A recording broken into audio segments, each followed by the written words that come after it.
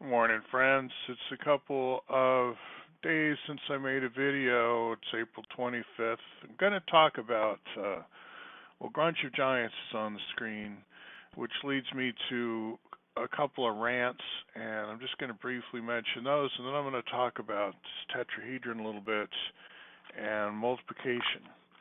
Like in the Bucky world, in order to appreciate that we could have such a thing as a unit volume tetrahedron, it helps to be logically consistent and realize that even on a single triangular face, we can do multiplication in this other way self-consistently. And so I'm going to do that. But check out my rants first. So under collusion, because we've just had a couple years of investigation into was the president colluding with any foreign powers during the campaign to win the presidency, or not any foreign powers. The question was specifically about Russia, because we know that this British firm, a PSYOPs company with deep roots in defense, British defense, it's probably connected to British aerospace. Do a study that was clearly working, colluding closely with the Trump campaign, right? They hired him, and Bannon was on the board. So, and money changed hands, and Facebook was tricked in a way because their quiz, I don't know, it was supposed to be sort of small, innocuous thing, not a way to get millions of records. But anyway, that worked for them. So the idea that by planting memes on Facebook you could tip the election, I don't know, right? But that's what the Russians are accused of trying to do that, but on a much smaller scale, like tiny amounts of money compared to this vast operation. But because it's British, Cambridge Analytica, there's no collusion, right? That's not collusion.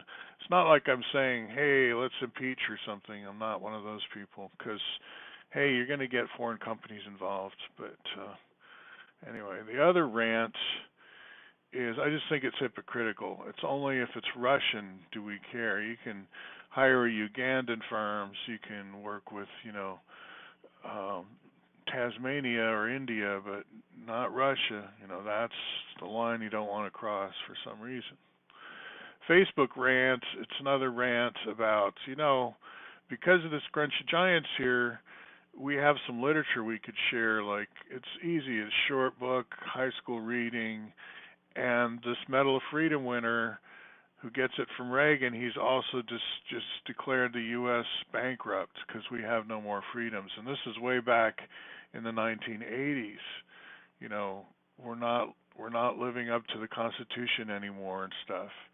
He doesn't write the whole book on that. Like, the book just passes through that. It's like, oh yeah, and by the way, I kind of predicted this nation state thing was going to crumble.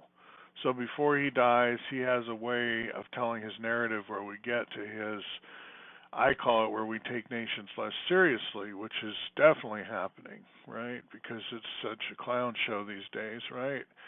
And it's not. What I clarify in this rant is it's not like I think we have to believe, like true believers, that, whoa, Fuller said it and he got a Medal of Freedom, so he's right. We all have to agree.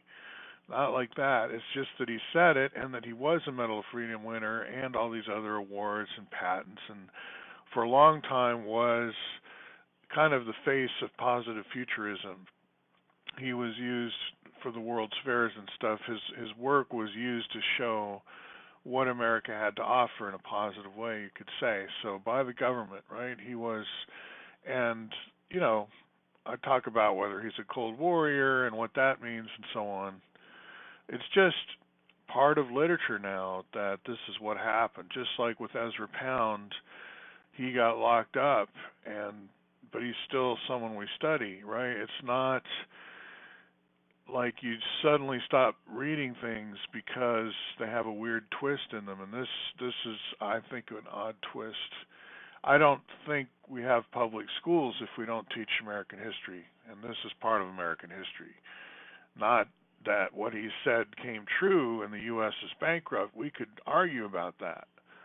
but that he said it at all is just part of history. But the thing is, they make him be a quote crackpot, which is a euphemism for like he's mentally ill in some way, that we wouldn't want to read his books now, not after we've discovered that they're subversive in any way or satire, because the book itself is satire, is what they say on the book jacket. Okay, now back to this tetrahedron. I have a link here. Let's get to my pictures on Facebook, right? What am I saying? Not pictures on Facebook. Sorry, I'm just trying to read past my screen here. I see. I'm not in the right blog. So in Grain of Sand, which is, I have like three blogs. I have Synergetics Figure Index is one of my links. This is to Bob Gray's website, where he's got the whole of Synergetics online, and I like to pull up one particular that I think is elucidating. I'll move the camera here. It's towards the bottom of section 9000. Yeah, this one. So 2 ways of looking at volume and area computations. Now, I'll just say real quick what's going on here. We're saying, imagine a culture where if you wanted to multiply 2 lengths, like A times B, you could stand up 2 bamboo poles like this, and this would be your A, and this would be your B, however long these 2 are, right? So let's say A times B. And then you just connect the endpoints. You just, what I call closing the lid, just go straight across, and that area is A times B. And if you're doing A times A, the same number times the same number, well, that's going to be your equilateral triangle. That'll be the whole triangle. But if like A is half of B, then you get half the triangle, right? You close the lid and so forth. And now what we do is we add another axis, or what do you call, we could call it a basis vector. I know they're not linear independent in the 90-degree sense, but anyway, we add another basis vector. So A times B times C, and again we close the lid. We close off the tetrahedron that we've defined with A times B times C, and that's our volume. And the numbers don't change. In other words, there's no reason to add a qualifier and say 3 times 7 times 1. Well, yeah, that's 21, right? All right, so the units change. If you do 3 times 7, then that's 21 square, or not square, 21 triangular units. So 3 times 7 would be some closing the lid here. And then times 1 would turn it into volumetric units, unit volume tetrahedrons. Anyway, that's required logic in order to get to where he has a cube 3 of edges square root of 2 and face diagonal 2, or 2 radii. But we can also call that 1 diameter, and it's the embedded or inscribed tetrahedron inside this cube of volume 3 that has volume 1.